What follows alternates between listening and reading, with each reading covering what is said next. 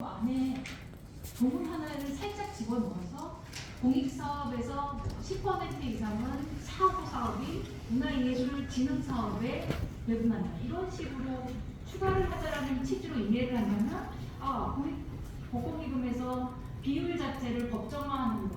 근데 10% 이하 이렇게 할까 아니라 10% 이상 이런 식으로 몇 퍼센트 이상 이렇게 법정화하자라고 한다면 이것도 역시 국회 내지는 정부에서 의지만 있다면 충분히 할 수 있는 사업이다라는 저는 생각이 들어서 그 부분에 제가 조항 자체의 법정 배분으로 편입하자라는 취지라면 불가능이었지만 비율을 확보하자라는 취지라면 이건 좀 가능하지 않을까라는 생각이 들었고요.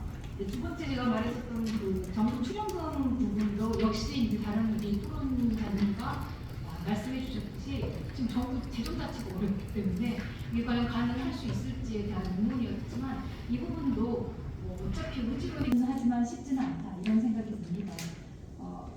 근데 저는 제가 사실 이 자리에 앉게 된 이유가 한 2004년 헌법재판소 위헌 판결 이후에 이걸 대체할 수 있는 게 뭐가 있을까라는 것에 대한 고민을 한번 글을 쓴 적이 있었는데 그것 때문에 제가 이 자리에 앉아 있는 거고 그때도 생각을 했던 것은 그때 헌법재판소에서 위헌 판결을 받은 이유가 이게 모금제였기 때문이었거든요. 그래서 특정성도 없고 부담하는 사람도 아닌데 왜 걔네들한테 다 모금을 해가지고 문해지는 정도 쓰려는 거야. 이런 취지였기 때문에 그 위헌적인 기준을 벗어나서 마찬가지로 우리가 부담금을 잘 논리를 개발해서 만들면 되지 않냐라는 생각이 있는 거고요. 그 부담금에 있어서 그러면 특별 목적 사업을 하는 사람만 그 부담을 해야 된다면 우리 문해진흥기금은 기초예술 분야인데 우리 도대체 누구한테 부담금을 누가 하냐라고 생각을 하시겠지만 저는 이제 이런 부분에 대해서는 학문에 있어서도 기초학문이 있고 치과학문이 있지 않습니까? 근데 기초학문 없이는 그 학문이 개발하는 이 발전을 할 수가 없습니다. 문해진흥기금이 통합하고 있는 기초예술 분야는 그래서 모든 예술 분야의 사실은 뿌리라고 볼 수 있어서 이 기초예술 분야를 통해서 발전하든 산업화된 모든 분야에 특히 제가 생각하는 부분은 그 문화 창출물을 가지고 유통으로 돈 벌고 있는 유통사업자들한테 부담금을 부과하면 되지 않을까? 라는 게 이제 제 생각이고요. 그게 불가능하지 않은 이유는 어차피 법에 만들어질 때 논리는 미토원장님 말씀해 주신 대로 논리는 개발하면 되거든요. 그래서 그런 부담금을 만들어서 기금 안정화에 좀 보탬이 돼야 되지 않나. 이 기금이 우리 이제 교수님 말씀해 주신 대로 이 상태로는 진짜로 이거는 의지가 없구나. 이 기금은 곧 폐지되겠구나. 그러면서 문해위가 하는 게 뭔데 이런 말을 하신다면 그러면 대응 논리를 우리로 만들 수밖에 없지 않냐 이런 생각이 드는 것입니다.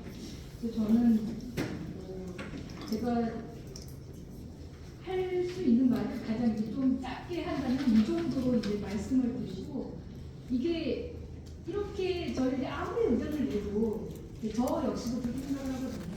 그럼 그거 하려면 얼마나 복잡하고 그거 하려면 얼마나 많은 사람들의 이해가 되어야 되고 그렇지 않고 우리나라에서 뭐가 법이 제정되고 제도가 마련되는 모든 일에는 이게 우리나라가 만들어진 지가 벌써 몇 년인데요.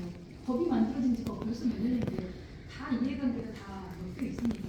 그래서 오늘 처음에 계실 때 예팀 다 오셔가지고 상당한 의지를 가지고 하실 수도 있겠구나라는 살짝의 기대감을 뒤에 앉았을 때 살짝 있었습니다만 여기 앉아 계시는 모든 분들이 그 뜻이 모아진다면 결국은 의지가 실현될 수 있지 않을까 이런 생각이 들면서 지금 토론 말씀하겠습니다.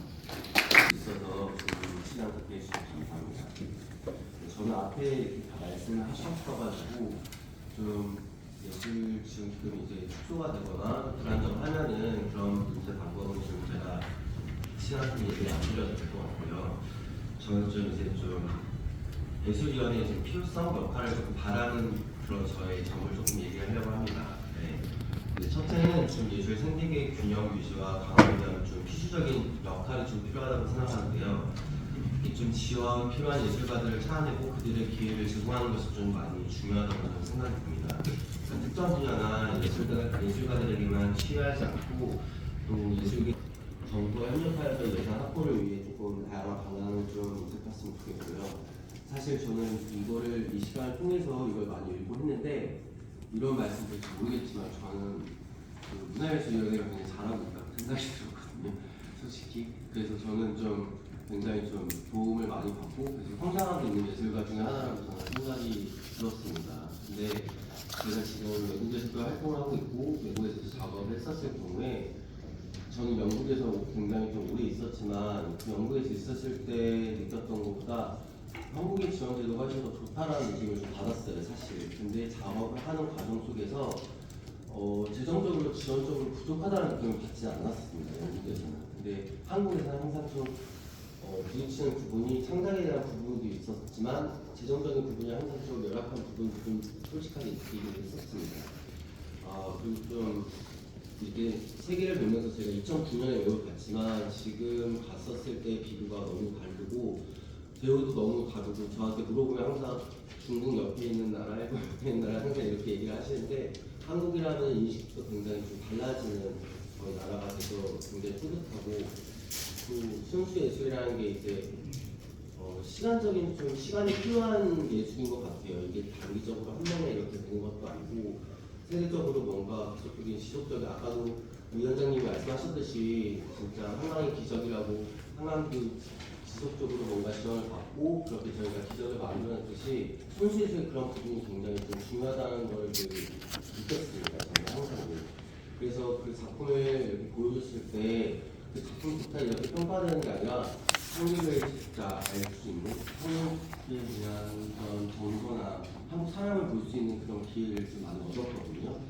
그래서 지금 제가 학교 강의도 많이 나가지만 한국 사람만 있는 게 아니라 해외에서도 한국에 대한 게 궁금해서 오는 한국 문화를 궁금해서 오는 사람들이 너무 많아요. 그래서 이제는 저희가 해외 나가서 배우는 게 아니라 한국 문화를 배우려고 많은 사람들이 왔기 때문에 지금 이 시기가 저는 굉장히 중요하다고 생각이 들고 그리고 또 저희 한국에 진짜 훌륭한 예술가가 많거든요. 저도 사실 지원 재정이 부족해서 해외 초청을 많이 받아서 나가지 못한 경우도 굉장히 많거든요.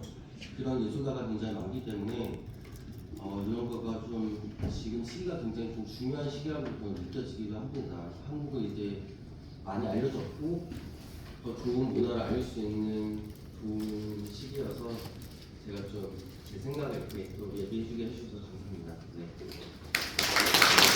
를 준비하면서 결국 지금 문제기금이 이렇게 가면은 안 된다. 그리고 지금 사실 이제 어떻게 보면은 그 기업으로 치면 이제 자본금이 자기 자본이 거의 바닥난 상태에서 은행 대출로 좀 연명해 가고 있는 이런 지금 상황이기 때문에 이런 식으로 가면은 이제 사실 그 문화예술이나 또 순수예술, 기초예술의 어떤 지원이라는 자체로 이제 넌센스가 되는 거고 그런데 이제 그런 가운데서 이제 재원의 어떤 악화는 계속 되풀이 되는 거고 그래서 뭔가 특단의 어떤 대책이 좀 필요하다라는 것을 이제 공감을 했습니다. 그리고 아까 박종미 교수님 그 배분 비율, 그러니까 법정 배분보다는 이제 배분 비율의 어떤 픽스라는 이런 식이나 그런 것도 한번 좀 고려해볼 만한 사안이라고 생각이 들었고, 그리고 김부철 교수님이 말씀하신 그런 어떤 그 기득권을 깨야만 이제 복권기금에서 이걸 그 법정 배분으로 갖고 오거나 복권기금의 어떤 지분을 저희 미래기금에 확보할 수 있다는 거, 그 부분에 대해서는 공감을 많이 했습니다. 그런 걸 말씀드립니다. 저희가 항상 통폐합 얘기하거든요. 대개혁에 들어간다고 할 때, 유지가, 생존 가능한 기금, 아주 엄정한 잣대를 들이대서 개혁을 한다고 할 때, 살아남을 기금 몇 개 안 돼요. 근데 그 중에 하나가 은행 기금이에요. 그러니까 제가 말씀드리는 건 자신감을 가지셔야 됩니다. 그래서, 기금으로서 객관적으로 인정될 만한 몇 개 안 되는 거죠. 거의 교육, 문예 이렇게 하는 거예요. 교육 문화 이런 뜻이. 근데 교육은 뭐 아시지만 수십조의 돈을 투자하고 국민이 다 인정을 한 거죠 과거에. 이제 그럴 때가 됐다는 거죠. 좀 자신감을 갖고 한번 나쁜 쳐야 될 것 같습니다. 네, 우리 모두 자신감을 가지고 혹시 질문이나 코멘트나 또 제안이나 있으면 혹시 그 프로에 계신 적인 개인 의견을 좀 말씀을 좀 드리려고 합니다. 기금 제거 관련해서는 제가 전문가가 아니기 때문에 통합 관련해서 좀 생각을 해봤습니다. 작년 12월 말에 문화부에서 발표하신 문화예술 3대 혁신 전략이 있습니다. 거기 내용을 보면은 문화예술 분야의 전략적 육성이 미흡하다는 부분이 있고요. 콘텐츠는 콘텐츠 진흥원, 체육 체육공단, 관광공사 이런 대표 기관이 있는데 그 문화예술 분야는 그런 대표 기관이 없다. 대표 기관이 부재하다 이렇게 이제 진단을 내렸습니다. 그렇게 하면서 이제 2009년도 같은 경우에 콘텐츠 분야는 콘텐츠 산업을 하는 이제 개별 5개 기관을 통합해서 콘텐츠 진흥원을 만들었다. 그렇게 이제 나옵니다. 그렇게 나오고 8쪽에 보니까 그 현재 문화예술은 창작 지원하는 한국문화예술위원회 그리고 유통과 해외 진출하는 예술경영지원센터 이렇게 이제 구분이 되어 있는데 그 사업들을 이제 그 2개 기관을 좀 더 연계하겠다, 좀 더 밀접하게 연계해서 집중 구성하겠다 이렇게 되어 있습니다. 그래서 저는 이거를 한 단계 더 가서 지금 당장 되진 않겠지만은 통합기구로 해가지고 좀 더 그 유기적으로 또 효율적으로 체계적으로 이렇게 지원할 수 있지 않을까. 근데 이제 거기는 아까 이제 말씀해주신 것처럼 정부의 이제 좀 강력한 의지가 필요하겠다는 생각이 들고요. 저희만의 의지로는 안 되는 거고. 그래서 최근에 좀 그 해외 사례 제가 이제 이 부분 좀 내부 의견도 좀 들었는데요. 해외 사례 보니까 호주 예술위원회가 68년도에 만들어졌는데 작년 8월에 크리에이티브 오스트레일리아로 그 리브랜딩 했습니다. 리브랜딩 하면서 통합을 했어요. 어떤 기관이냐면 이제 그 이전에 이제 아츠 카운슬 오스트레일리아하고 그 호주 예술위원회하고 그 크리에이티브 파트너십 오스트레일리아라는 별도 기관이 있었거든요. 그 기관은 이제 저희로 치면 이제 기본 문화를 활성화시키는 기관인데 그 2개 기관이 통합이 되면서 작년 8월에 크리에이티브 오스트레일리아라는 새로운 기관을 이제 출범시켰습니다. 그래서 이런 부분을 좀 이제 참조를 하면 어떨까? 그렇게 하면서 제가 좀 살펴봤더니 크리에이티브 오스트레일리아를 단순히 통합한 게 아니라 크리에이티브 오스트레일리아에서 그동안 이제 좀 그 저평가됐던 기능들을 좀 더 확장시켰더라고요. 예를 들어서 이제 음악이나 문학이나 또 호주 같은 경우에 원주민들이 계시지 않습니까? 그런 원주민이 이제 문화예술을 창작하고 향유하고 그리고 저희로 치면은 이거를 이제 이것만 발표한 게 아니라 작년 1월에 그 호주 총리가 그 예술부 장관하고 같이 그 문화 정책을 발표합니다. 작년 1월에 그 5개년 문화 정책, 호주 문화 정책을 발표를 하면서 그 발표의 핵심이 크리에이티브 오스트레일리아를 출범시키겠다라는 거고, 그래서 작년 8월에 이제 이 조직을 이제 출범을 시킨 겁니다. 그래서 이거는 물론 저희하고 이제 환경이나 이런 게 다르긴 하겠지만은 좀 그 면밀하게 좀 참조 해볼 수 있지 않을까 생각이 이제 좀 들었고요. 그 다음에 또 하나 제가 생각을 좀 들었던 거는 그 한강 작가가 노벨문학상을 이제 수상을 하셨기 때문에 기존에 저는 작년 그 문화예술 정책 그 문화관 발표하신 것도 그 세부적으로 내용은 좋다고 저는 생각하고 개인적으로. 근데 이제 그거를 그 한강 작가가 노벨문학상을 이제 수상하심으로 해서 저희도 그렇고 이제 세계인들이 한국 문화예술에 대한 관심이 많아졌다는 걸 갖지 않고 계신데 생각을 해보니까 그 한국 문화 정책에 대한 관심도 그만큼 더 기대치가 높아진다 이렇게 좀 보이거든요. 그래서 장기적으로는 그런 이제 좀 장기적인 그 문화 정책을 좀 많이 그 제시를 좀 해주시면 어떨까 하는 이제 그런 생각이고요. 그런 거를 하면서 이제 좀 이 뭐 기관의 통합도 약간 이제 그런 커다란 그림 속에서 이렇게 좀 만들어 보는 것은 어떤가 그런 생각을 좀 하게 돼서. 정경재 문체부 산하의 예술인권익보장위원회 위원으로도 있습니다. 오늘 발제해 주신 분, 토론해 주신 분 말씀 듣고 용기를 얻어서 두 분의 말씀에 힘입어서 두 가지만 저도 의견을 드리겠습니다. 먼저 우리 김우철 교수님께서 이 기금의 존재 가치 또 역할의 저변 확대가 필요하다는 말씀을 해주셔서 제가 오늘 온 이유 중에 하나도 제가 예술인권리보장위원회에서 많은 예술인들의 그 신고를 접수받고 조사하고 의결하는 과정에서 예술인들이 정말 50만 원, 100만 원 이러한 그 임금을 제대로 못 받아서 출연료를 못 받아서 신고들이 많이 들어오는데 그 돈을 줘야 되는 채무자도 인정을 다 하지만 본인도 돈이 없어서 못 주고 있다. 그런데 이 양자의 합의에도 불구하고 결국은 우리 예술인들은 그 돈을 못 받고 있는데 민법에는 이 단기 소멸로 1년간밖에 인정이 안 되다 보니까 나중에 1년이 지난 다음에 법원에 가면 채권 무효가 되는 일들이 지금 발생하고 있습니다. 그래서 이 기금의 용처 중에 대지급금을 이 기금에서 좀 활용할 수 있는 방안이 있으면 좋겠다 하는 말씀을 드립니다. 근로자들은 고용노동부 장관에 의해서 임금이나 퇴직금이 지불이 안 되면 대지급을 해주면 나중에 이제 추심을 하는데 아쉽게 우리 예술인들은 근로자성을 인정을 못 받아서 그러한 제도의 혜택을 못 보고 있습니다. 그래서 이러한 문제들을 조금 기금에서 같이 고민하면 지금 김우철 교수님께서 말씀하신 이 기금의 역할, 저변 확대에 조금 더 도움이 되지 않을까 하는 그런 제안을 드리고요. 두 번째는 우리 박종미 교수님께서 플랫폼 사업자들에게서 받자 기초 학문에 대한 활용, 기초 예술에 대한 것 같으시 저는 적극 찬성하고요.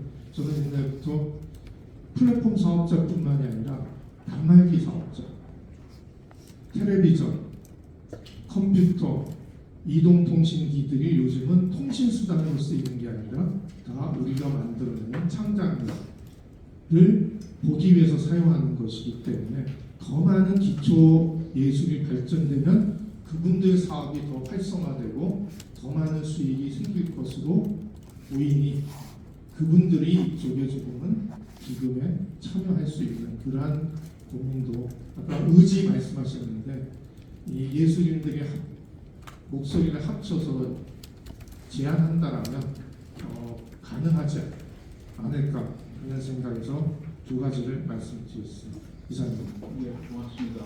혹시 여기는 다음. 저는 예술이 복지라고 생각하지가 않거든요. 예, 아까 나쁜 의미로 말씀하시는 게 아니라 제가 생각나는 예가 하나 있어가지고 말씀드릴까 하고요.